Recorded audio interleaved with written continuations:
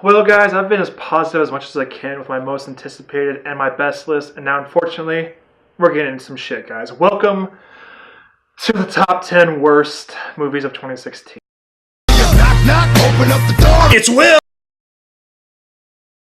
So, like I said, we're getting into the shit, guys.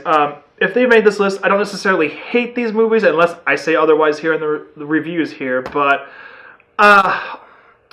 these are movies that just kind of like really annoyed me and wasted my time. I felt like I could have been watching something better, something that could have actually been like a contender in the other top 10 list, and just stuff like I could have been watching better older movies instead of this shit. So let's just jump right into it with some dishonorable mentions. First off, for dishonorable mentions, I put Hail Caesar. Before you jump my shit, guys, the Coen brothers are just not my thing, okay? I think I like No Country for Old Men and Oh Brother, We're Out There. Those are actually pretty good in my book, and that's like the standard. If they're not as good as those movies, like, I can't watch it. I'm not a fan of them. I can't watch it. I can't enjoy it. But this, I figured I'd check out because Alden Ehrenreich's in it. He's going to be the new Han Solo. Channing Tatum. There's a good cast behind this. And I was so bored. In fact, I asked some people that I watched this with me, like, if they remember anything about this, because I brought up, oh, that's the one with Han Solo in it, and they're like, oh, huh? What? I don't remember watching that movie. When a movie leaves that impression on you, can it really be all that good? Like, I remember, the only thing I can remember about it is the cast, and everyone's gonna be like, oh, it's a tribute to old Hollywood, it's this and that, you're an uncultural swine, blah, blah, blah, blah, blah. The Coen brothers aren't my thing, guys. So unfortunately, Hail Caesar is here as a dishonorable mention. I can appreciate that it's a good movie, it's not my cup of tea. That's why I didn't review it here on the channel. Next, I put X-Men Apocalypse. I'm probably gonna get some shit for this one, too. Even though I probably was highly positive in my review for this movie, on further rewatches and just like talking about this movie with other people, there's some things that don't make sense and just things that are kind of a bummer here. You had Oscar Isaac here coming off like some brilliant performances with Ex Machina, some good stuff here as Poe Dameron in Star Wars, and you follow him up by dressing him up like Ivan Ooze and having a plan that makes absolutely no sense. In fact, Magneto's the villain again here. Like, he's the main powerhouse here. Apocalypse just enhances his powers, and he just kills a lot of people. How does someone like that get away with walking off on the planet Earth after that? I don't know.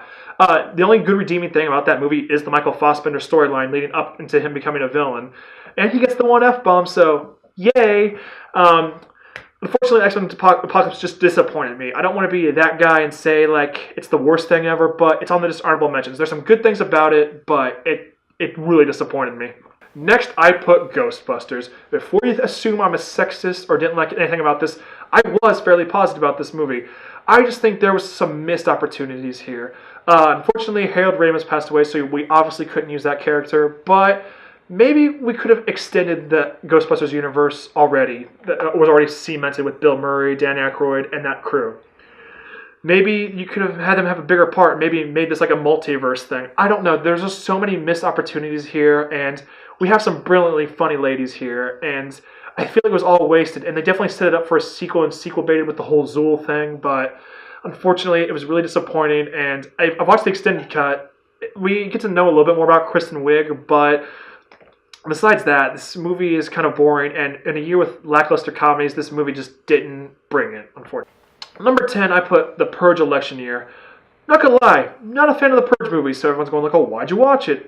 This movie actually looked semi-decent, and unfortunately, it was almost too, like, on the nose with its, like, election metaphors or, like, parallels. Elizabeth Mitchell, as you guys know or don't know, is, like, secretary or... see, I forget, like, what position she was. She pretty much has a way to get rid of the Purge, or saying, like, oh, hey, if the regular people are going to be a part of the Purge, us rich people can't have all this protection, like, we have to be part of the Purge as well, and all these people, like, drop F-bombs and C-words, which, I'm not going to lie, I probably, maybe in my stupid younger years, have dropped awful words about human beings, but I cannot justify that in a movie about, like, this stupid premise, and it just, like, it felt too on the nose with current political things going on right now, and I like Frank Grillo's character, I like Elizabeth Mitchell, and I like kind of like their storyline, but like it's so stupid, guys. In fact, there's another movie that has a similar premise to The Purge that ends up on this list, and it was so stupid too. So let's go on with number 9. At number 9, I put all of the Adam Sandler comedies that were released on Netflix. Even if he didn't necessarily star in them, I put The Ridiculous Six, The Do-Over, and True Memoirs of an International Assassin. these were all bad. They were so boring. Like, there's no moment where I was laughing at any of these. And like I said, this is a year where comedy was lackluster. Adam Sandler could have proved us all wrong finally on Netflix. Just saying, like, oh, hey, now that I have Netflix behind my back and I'm here with all my friends, instead of going on vacation, he could have put good work into this. And he didn't. He just half-assed it 3 times this time, and it's unexcusable. In-fucking-excusable. And that's why they made the list. At number 8, I put Zoolander 2. Initially, I wanted to go see this in theaters the weekend of Deadpool, but I saw Deadpool 3 times.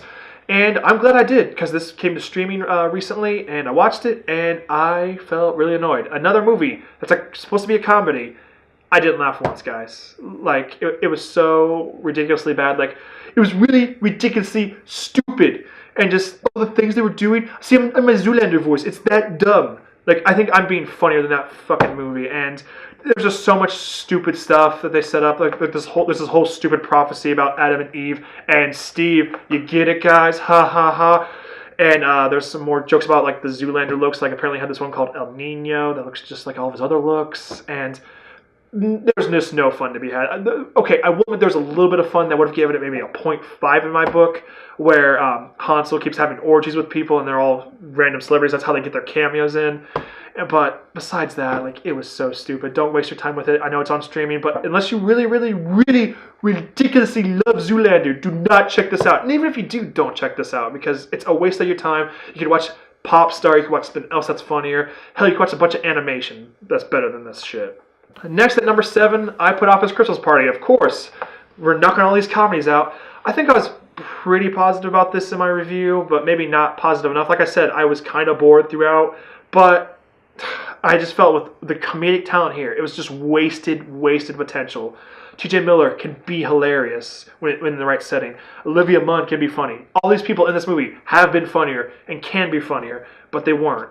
And that's a damn shame considering the team behind this. So that's why it's here on my list. If you want to see me review this movie, I'll put the annotation somewhere below or here in the video. But Office Christmas Party is here at number 7. At number 6, I put The Fifth Wave. This is another young adult franchise trying to get off the ground, and I hadn't heard much about this franchise, but of course, like, I feel like a bunch of studios are just buying these properties up and just not putting the time and work into it.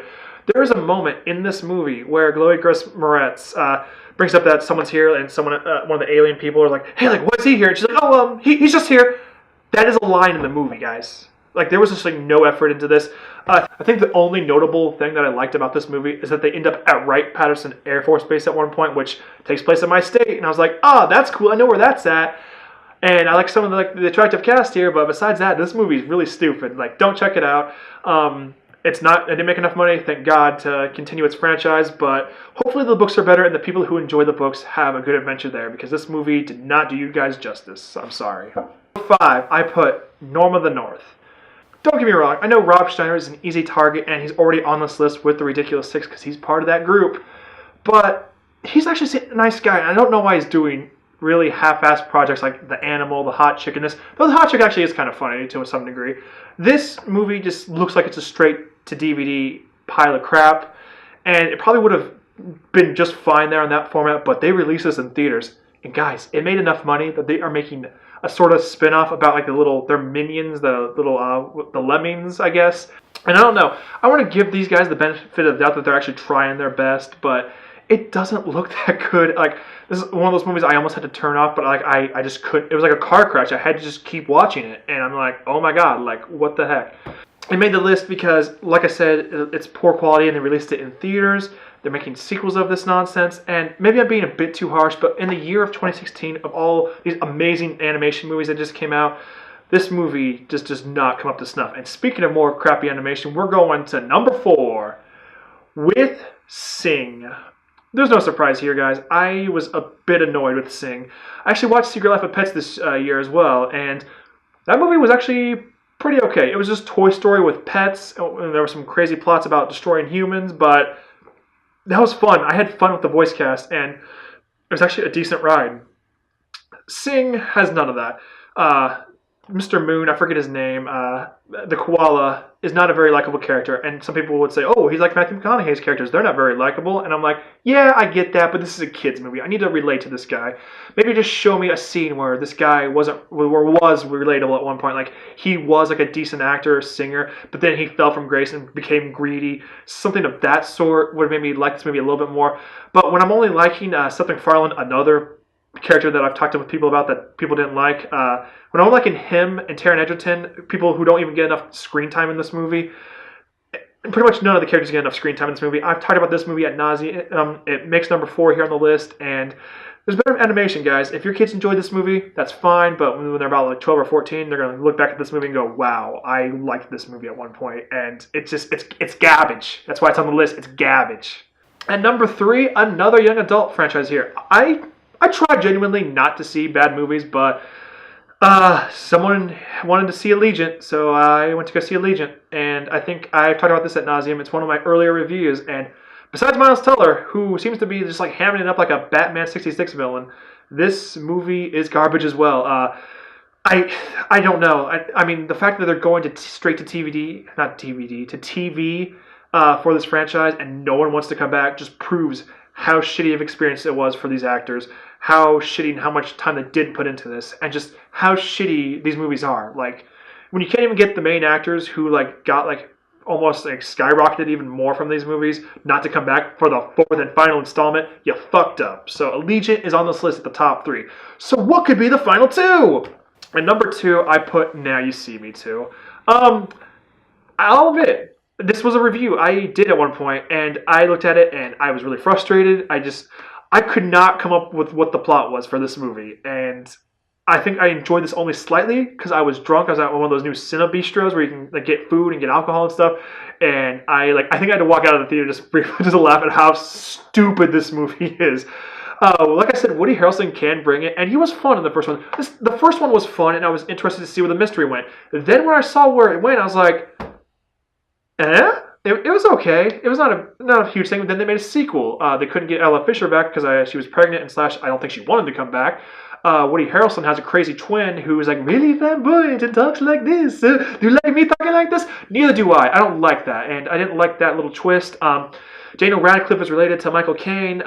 He's pulling this elaborate thing. That's what actually kind of got me interested because I was like, oh, Daniel Radcliffe's actually like doing a stupid, silly movie. Maybe he'll have fun as a villain. And he seems like a spoiled, like almost millennial brat. I didn't want to watch this movie. Like I was halfway through it, like I said, laughing, and it's stupid. Don't watch it. As much as the chemistry as these guys have in the movie, it's not worth it. Oh, and of course, Jesse Eisenberg, Lex Luthor's in this too, so I hate this movie. It's bad. It's one of the reviews you will never see unless you really want me to do it and be really pissed off and as annoyed as I am right now in a video. If you want to watch that, 10 likes on this video. I'll do it.